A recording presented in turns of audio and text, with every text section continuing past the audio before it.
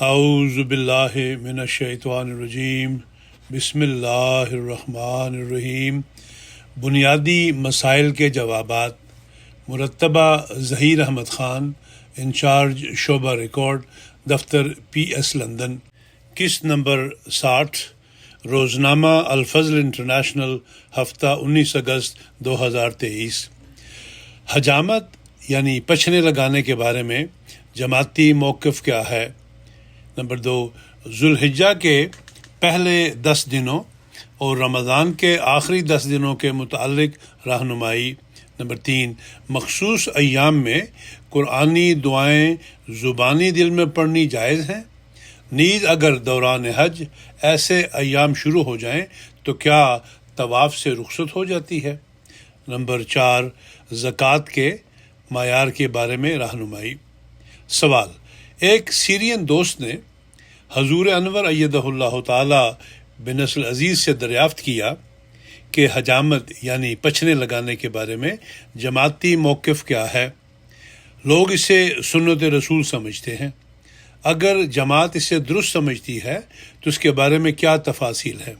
حضور انور ایدہ اللہ تعالی نے اپنے مکتوب مورخہ 7 جولائی 2022 میں اس سوال کا درج ذیل جواب عطا فرمایا حجامت یعنی پچھنے لگوانا پرانے زمانہ میں ایک طریقۂ علاج تھا، اور چونکہ حضور صلی اللہ علیہ وسلم کے زمانے میں بھی یہ طریقۂ علاج رائج تھا، اس لیے حضور صلی اللہ علیہ وسلم نے اور صحابہ نے بوقت ضرورت اس سے استفادہ کیا۔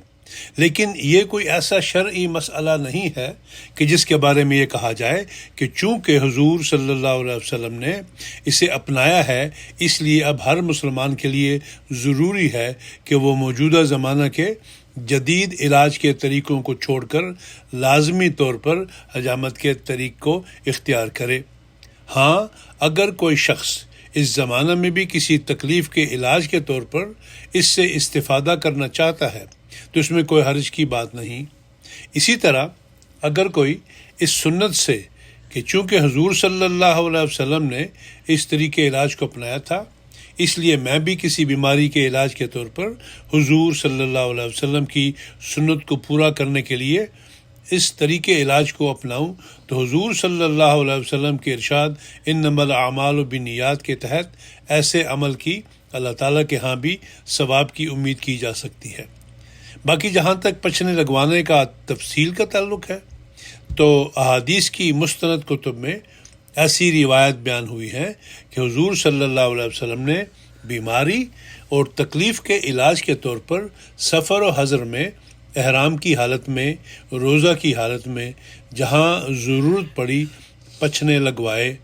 پچھنے لگوانے کے اس عمل کو حضور صلی اللہ علیہ وسلم نے اپنے سر پر کروایا، نیز پچھنے لگانے والے کو اس کے اس کام کی اجرت بھی حضور صلی اللہ علیہ وسلم نے ادا فرمائی۔ صحیح بخاری کتاب الطب۔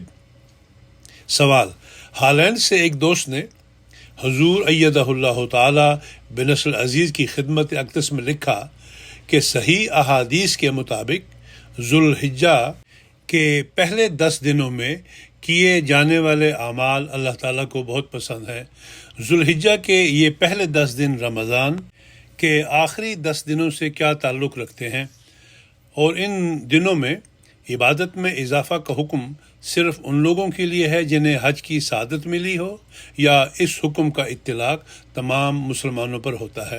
حضور انور ایدہ اللہ تعالیٰ نے اپنے مکتوب مورخہ 7 جولائی 2002 میں اس مسئلہ کے بارے میں درج ذیل ارشادات فرمائے۔ حضور نے فرمایا، قرآن کریم اور احادیث نبویہ صلی اللہ علیہ وسلم میں ذوالحجہ اور رمضان المبارک کے ان دنوں کی فضیلت کا کوئی باہمی تقابلی جائزہ تو بیان نہیں ہوا، البتہ دونوں مہینوں اور ان میں ہونے والی عبادات کے کثرت سے فضائل و برکات بیان ہوئے ہیں۔ چنانچہ قرآن کریم میں ماہ رمضان کے مومنوں کے لیے فرض ہونے، اس مہینہ میں قرآن کریم کے نازل ہونے، اس ماہ کے روزے رکھنے، اس میں اللہ تعالیٰ کا قرب حاصل ہونے اور دعاؤں کے قبول ہونے جیسے فضائل بیان ہوئے ہیں۔ سورہ البقرہ آیت نمبر 184 تا 187۔ نیز اس مہینہ میں ایک ایسی رات کے آنے کی بھی بشارت دی گئی ہے جس میں خدا تعالیٰ کے فرشتوں اور روح القدس کا نزول ہوتا ہے، اور یہ رات 1000 راتوں سے بہتر ہے، اور اس رات کے ختم ہونے تک سلامتی کا نزول ہوتا رہتا ہے۔ سورہ القدر آیت نمبر 4 تا 6۔ پھر احادیث میں بھی رمضان المبارک کے بہت سے فضائل بیان ہوئے ہیں، چنانچہ اس مہینہ کا پہلا عشرہ رحمت کا ہے، دوسرا مغفرت کا، اور تیسرا جہنم سے آزادی کا قرار دیا گیا ہے۔ شعب الایمان للبیہقی فضائل شہر رمضان۔ اور اسی آخری عشرہ میں حضور صلی اللہ علیہ وسلم کے باقاعدگی کے ساتھ اعتکاف کرنے کی سنت، نیز آپ کے عبادات میں غیر معمولی مجاہدہ کرنے کے بارے میں کثرت سے احادیث مروی ہیں۔ صحیح بخاری کتاب الاعتکاف۔ حضور صلی اللہ علیہ وسلم کے غلام صادق حضرت مسیح موعود و مہدی موعود علیہ السلام نے بھی ماہ رمضان کی فضیلت بیان فرمائی ہے۔ چنانچہ آپ فرماتے ہیں، شہر رمضان الذی انزل فیہ القرآن، بقرہ 186، یہی ایک فقرہ ہے جس سے ماہ رمضان کی عظمت معلوم ہوتی ہے۔ صوفیہ نے لکھا ہے کہ یہ ماہ تنویر قلب کے لیے عمدہ مہینہ ہے، کثرت سے اس میں مکاشفات ہوتے ہیں، صلاۃ تزکیہ نفس کرتی ہے، اور صوم یعنی روزہ تجلی قلب کرتا ہے۔ تزکیہ نفس سے مراد یہ ہے کہ نفس امارہ کی شہوات سے بود حاصل ہو جائے، اور تجلی قلب سے یہ مراد ہے کہ کشف کا دروازہ اس پر کھلے کہ خدا کو دیکھ لے۔ پس انزل فیہ القرآن میں یہی اشارہ ہے۔ البدر نمبر 7 جلد 1 مرخبارہ دسمبر 1902 صفحہ نمبر 52۔ اس کے ساتھ ساتھ ذوالحجہ کے فضائل کا بھی احادیث میں کثرت سے ذکر ملتا ہے۔ چنانچہ ایک موقع پر حضور صلی اللہ علیہ وسلم نے ذوالحجہ میں کیے گئے اعمال صالحہ کو اللہ تعالیٰ کے ہاں جہاد فی سبیل اللہ سے بھی زیادہ محبوب قرار دیا، سوائے اس مجاہد کے اعمال کے جو اپنا مال اور جان لے کر نکلے اور پھر اس میں سے کچھ بھی واپس نہ لائے۔ صحیح بخاری کتاب الجمعہ۔ نیز فرمایا، اس یعنی ذی الحجہ کے عشرہ کہ ہر دن کا روزہ 1 سال کے روزوں کے برابر ہے، اور اس میں ہر رات کی عبادت شب قدر کی عبادت کے برابر ہے۔ سنن ترمذی کتاب الصوم۔ اسی طرح یوم عرفہ کے روزہ کے بارے میں فرمایا کہ میں اللہ تعالیٰ سے امید رکھتا ہوں کہ وہ اس کے نتیجہ میں گزشتہ 1 سال اور آئندہ 1 سال کے گناہوں کو معاف کر دے گا۔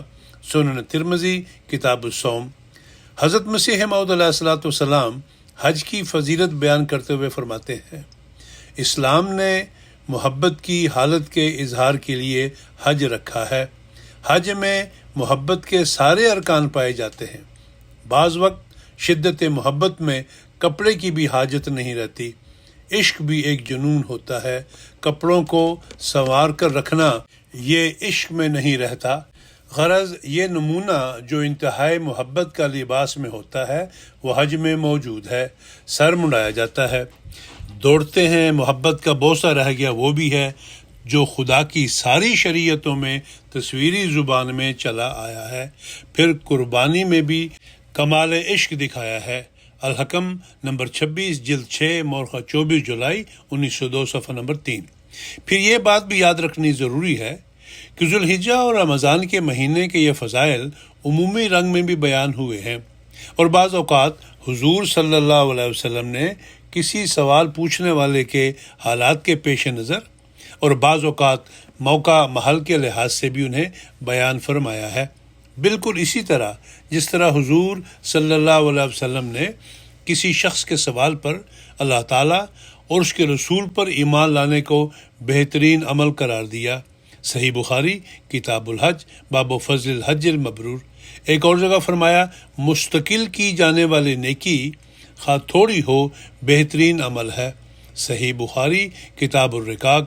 ایک اور شخص کے لیے نماز کو اس کے وقت پر ادا کرنے اور والدین کے ساتھ حسن سلوک کرنے کو بہترین عمل قرار دیا۔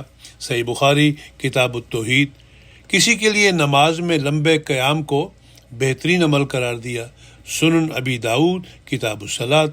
کسی کے لیے ایسے ایمان کو جس میں کسی قسم کا شک نہ ہو، اور ایسے جہاد کو جس میں کسی قسم کی خیانت نہ ہو، اور ایسے حج کو جو نیکیوں سے بھرپور ہو، بہترین عمل قرار دیا۔ سنن نسائی کتاب الزکوٰۃ۔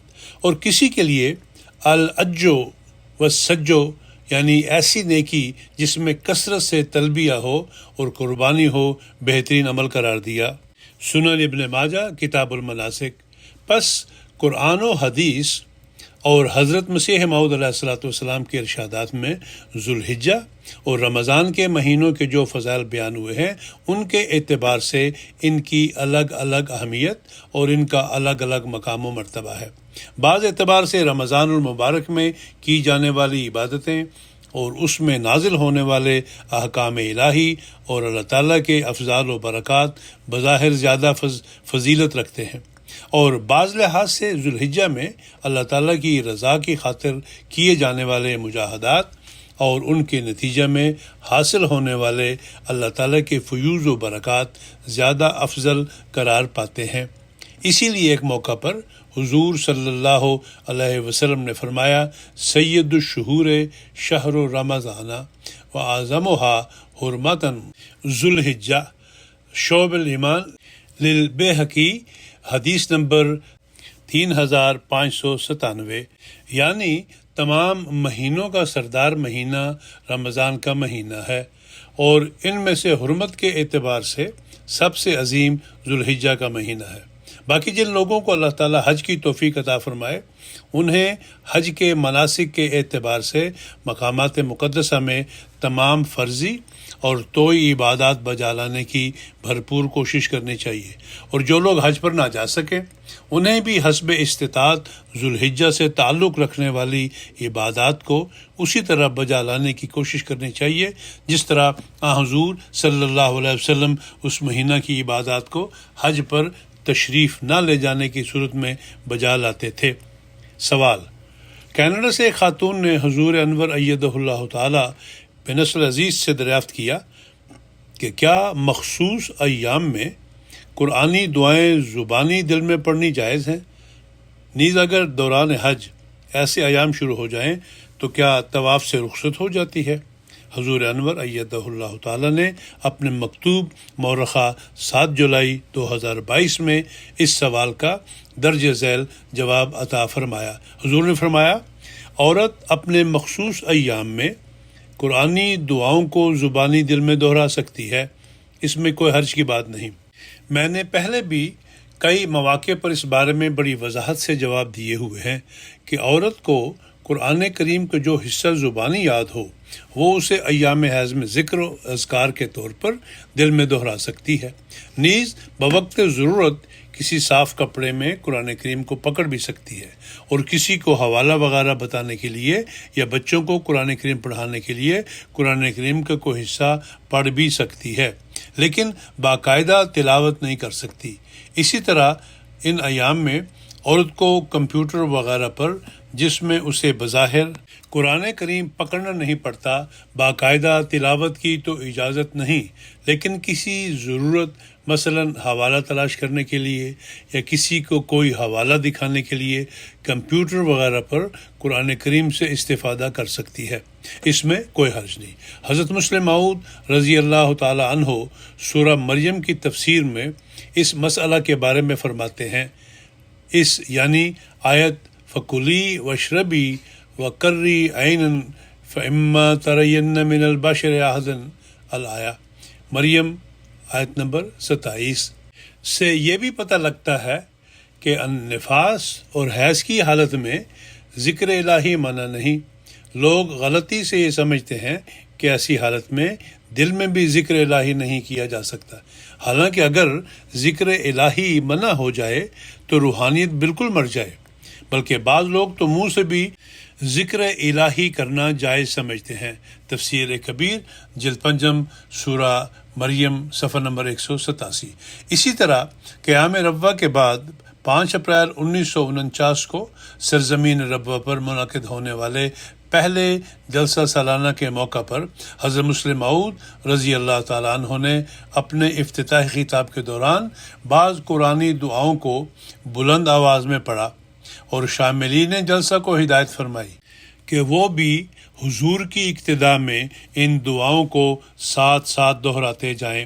شاملین جلسہ میں چونکہ مستورات بھی موجود تھی، اس لیے حضور نے ایسی عورتوں کو جو اپنے مخصوص ایام میں تھیں انہیں ان قرآنی دعاؤں کے پڑھنے کے بارے میں درجہ ذیل ہدایت فرمائی۔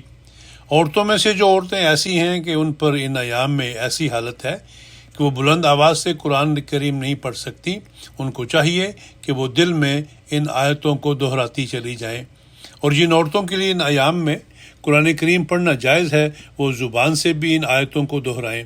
بہرحال جن عورتوں کے لیے ان ایام میں زبان سے پڑھنا جائز نہیں، وہ زبان سے پڑھنے کی بجائے صرف دل میں ان آیتوں کو دہراتی رہیں، کیونکہ شریعت نے اپنے حکم کے مطابق جہاں مخصوص ایام میں تلاوت قرآن کریم سے عورتوں کو روکا ہے، وہاں اللہ تعالیٰ نے یہ نہیں کہا کہ وہ دل میں بھی ایسے خیالات نہ لائیں یا دل میں بھی نہ دہرائیں، بلکہ صرف اتنا حکم ہے کہ زبان سے نہ دہرائیں۔ بلکہ بعض فقہا کے نزدیک صرف قرآن کریم کو ہاتھ لگانا منع ہے، مگر احتیاط یہی ہے کہ کثرت سے جس بات پر مسلمانوں کا عمل رہا ہے اسی پر عمل کیا جائے، پس بجائے زبان سے دہرانے کے وہ دل میں ان آیتوں کو دہراتی چلی جائیں۔ روزنامہ الفضل، مورخہ 25 دسمبر 1960، صفحہ نمبر 5۔ باقی جہاں تک دوران حج عورتوں کے ایام خاص شروع ہو جانے کی بات ہے تو ایسی صورت میں وہ طواف تو نہیں کر سکتی، لیکن مینا، عرفات اور مزدلفہ میں ہونے والے دیگر مناسک حج میں وہ شامل ہوں گی اور حیض کے ختم ہونے پر طواف کر کے اپنے حج کو مکمل کر سکتی ہیں۔ چنانچہ حجۃ الوداع کے موقع پر حضرت عائشہ رضی اللہ تعالی عنہا کے ساتھ بھی ایسا ہی ہوا تھا۔ آپ فرماتے ہیں کہ ہم نبی کریم صلی اللہ علیہ وسلم کے ساتھ حج کے لیے نکلے، اور جب ہم صرف مقام پر پہنچے تو میرے خاص ایام شروع ہو گئے۔ حضور صلی اللہ علیہ وسلم میرے پاس تشریف لائے تو میں رو رہی تھی۔ آپ صلی اللہ علیہ وسلم وجہ پوچھی تو میں نے کہا کہ کاش میں اس سال حج کے لیے نہ آئی ہوتی۔ حضور صلی اللہ علیہ وسلم فرمایا، شاید تمہارے خاص ایام شروع ہو گئے ہیں۔ میں نے کہا جی ہاں۔ آپ نے فرمایا، یہ تو ایک ایسی بات ہے جو اللہ تعالیٰ نے آدم کی بیٹیوں کے لیے مقدر کر رکھی ہے، اس لیے جو کام حاجی کرتا ہے وہ تم کرو، سوائے بیت اللہ کے طواف کے وہ نہ کرنا تا وقت کہ تمہاری ایام ختم ہو جائیں۔ صحیح بخاری کتاب الحیض، باب تقضی الحائض المناسک کلہا الا الطواف بالبیت۔ سوال: انڈیا سے ایک دوست نے حضور انور ایدہ اللہ تعالی بنصر عزیز کی خدمت اقدس میں تحریر کیا کہ تمام احادیث میں معیار زکوٰۃ چاندی کو مقرر کیا گیا ہے، یعنی جس کے پاس 52.5 تولے چاندی ہو وہ زکوٰۃ ادا کرے۔ آج کل 52.5 تولے چاندی کی قیمت 34,000 روپے کے قریب ہے، اور 1 تولہ سونے کی قیمت 58,000 روپے کے قریب ہے۔ اس لحاظ سے جس کے پاس 1 تولہ سونا ہو وہ زکوٰۃ ادا کرنے کے لائق ہے، لیکن مرکز سے جو سرکولر آیا ہے اس میں جس کے پاس 7.5 تولہ سونا ہے اسے زکوٰۃ ادا کرنے کے لیے کہا گیا ہے۔ اس بارے میں رہنمائی کی درخواست ہے تاکہ افراد جماعت زکوٰۃ ادا کرنے سے محروم نہ رہیں۔ حضور انور ایدہ اللہ تعالی نے اپنے مکتوب مورخہ 10 جولائی 2022 میں اس سوال کے جواب میں درج ذیل ہدایات عطا فرمائی۔ حضور نے فرمایا، اللہ تعالیٰ نے قرآن کریم میں جہاں انفاق فی سبیل اللہ کا حکم دیا ہے وہاں چاندی اور سونے کو الگ الگ بیان کر کے اسے اللہ کی راہ میں خرچ کرنے کا حکم دیا، جیسا کہ فرمایا، والذین یکنزون الذھب والفضہ ولا ينفقونها فی سبیل اللہ فبشرہم بعذاب علیم۔ سورہ توبہ آیت نمبر 34۔ یعنی جو لوگ سونا اور چاندی ذخیرہ کرتے ہیں اور انہیں اللہ کی راہ میں خرچ نہیں کرتے تو انہیں دردناک عذاب کی خبر دے دے۔ اسی طرح احادیث سے ثابت ہے کہ آن حضور صلی اللہ علیہ وسلم کے عہد مبارک سے ہی چاندی اور سونے کا الگ الگ نصاب اور شرح مقرر تھی، اور اسی کے مطابق حضور صلی اللہ علیہ وسلم زکوٰۃ کی ادائیگی کا حکم دیا کرتے تھے۔ چنانچہ حضرت علی بیان کرتے ہیں کہ حضور صلی اللہ علیہ وسلم نے فرمایا کہ جب تمہارے پاس 200 درہم ہوں، ان پر 1 سال گزر جائے تو ان پر 5 درہم زکوٰۃ ہے، اور سونے پر اس وقت تک زکوٰۃ نہیں جب تک کہ تمہارے پاس 20 دینار سونا جمع نہ ہو۔ پس جب تمہارے پاس 20 دینار سونا جمع ہو جائے، اس پر 1 سال کا عرصہ گزر جائے تو اس پر نصف دینار زکوٰۃ عائد ہوگی۔ سنن ابی داؤد کتاب الزکوٰۃ۔ اسی طرح حضرت ابن عمر اور حضرت عائشہ سے مروی ہے کہ حضور صلی اللہ علیہ وسلم ہر 20 اور اس سے زائد دینار پر نصف دینار اور ہر 40 دینار پر 1 دینار زکوٰۃ لیتے تھے۔ سنن ابن ماجہ کتاب الزکوٰۃ۔ پس آپ کی یہ بات درست نہیں کہ تمام احادیث میں معیار زکوٰۃ چاندی کو مقرر کیا گیا ہے، بلکہ سونے اور چاندی کا الگ الگ نصاب اور الگ الگ شرح مقرر ہے، اور اسی کے مطابق جماعت احمدیہ میں زکوٰۃ کا نظام رائج ہے، جو بالکل ٹھیک ہے اور حضور صلی اللہ علیہ وسلم کی سنت کے عین مطابق ہے۔ اس لیے جس کے پاس چاندی ہو اس سے چاندی کے نصاب اور شرع کے مطابق زکوٰۃ لی جاتی ہے، اور جس کے پاس سونا ہو اس سے سونے کے نصاب اور شرع کے مطابق زکوٰۃ وصول کی جاتی ہے۔ آپ کی رائے کے مطابق اگر سونے کی زکوٰۃ کے لیے بھی چاندی کو ہی معیار رکھ لیا جائے تو غریبوں اور کم تنخواہ پانے والوں، یہاں تک کہ سرکاری دفاتر سے معمولی سی تنخواہ لینے والے ملازمین پر بھی زکوٰۃ واجب ہو جائے گی، جو زکوٰۃ کی روح کے خلاف ہے، کیونکہ زکوٰۃ کا بنیادی فلسفہ تؤخذ من اغنیائہم وترد علی فقرائہم، صحیح بخاری کتاب الزکوٰۃ، یعنی امیر لوگوں سے زکوٰۃ وصول کی جائے اور غریبوں میں تقسیم کی جائے۔ باقی جہاں تک نقد روپے پر زکوٰۃ واجب ہونے کی بات ہے، تو اس وقت چونکہ دنیا کی اکثریت سونے کو ہی معیار زر اپنائے ہوئے ہے، اس لیے نقد روپے کی زکوٰۃ میں بھی سونے کو ہی معیار سمجھا جائے گا۔ ہاں، اگر آئندہ زمانہ میں کبھی دنیا میں معیار زر میں تبدیلی ہوتی ہے اور سونے کو چھوڑ کر کسی اور کو دنیا معیار زر ٹھہراتی ہے تو نقد روپے کی زکوٰۃ کے لیے اس وقت اس پر غور کیا جا سکتا ہے۔